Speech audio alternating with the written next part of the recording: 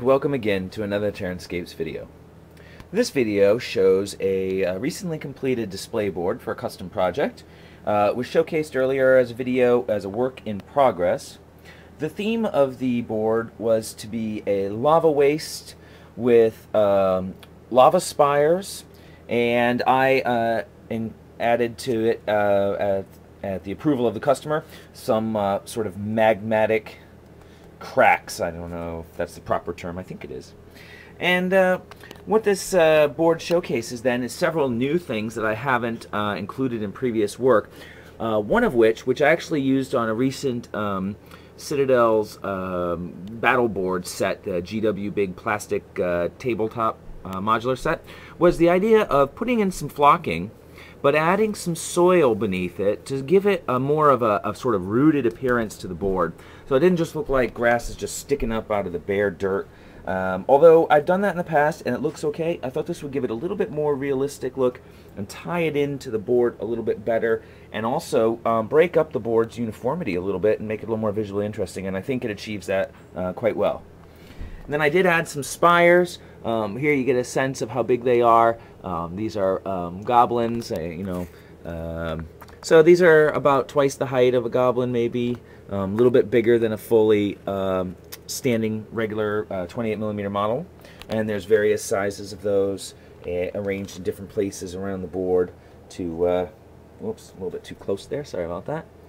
Arranged various places around the board, but still providing a lot of space. This is a unit of 20, so you can get a sense of, there's plenty of space here to place a large amount of models. Particularly, this is designed for a 40K army, so because they're skirmisher formations, you don't have to be worried about models being blocked by small prominent points here. You could even encircle it with units, etc. The other thing that's new, of course, is the magmatic cracks, and these sort of lava cracks I modeled somewhat off of the Mordor painting scheme that GW showcased in a White Dwarf, oh god, I don't know, maybe half a year ago. And I think overall they came out pretty well. The ones that they showcased had some movement to them, but since these are stagnant cracks, this is not obviously a flowing magma source, I decided to opt out from putting splits in the middle of it as though it was erupting, and go for a more like the ground has just opened and revealed this, and it's starting to dry a little bit on top, and hence you get the blackening as it solidifies. So panning back a bit, I think those bring a nice color contrast to the board that really pops it out a little bit, and it's going to bring some attention when people want to come over and look at your models.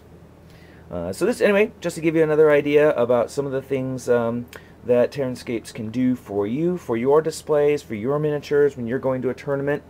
And of course, if you're interested in having custom work done, you can always go to TerranScapes.com, see all the other custom work that's been completed to date, as well as the regular product line. That should give you some ideas about things that can be done, and of course we can always go into new areas to meet your gaming needs. Of course, there is a waiting list, so the sooner that you get your name in, the sooner you come out of the list, as it's a first in, first out basis. And if you have any question, you can always just contact me. It's Mike at TerranScapes.com. and I'd be happy to talk with you about your project so that we can bring your terrain to the edge of reality.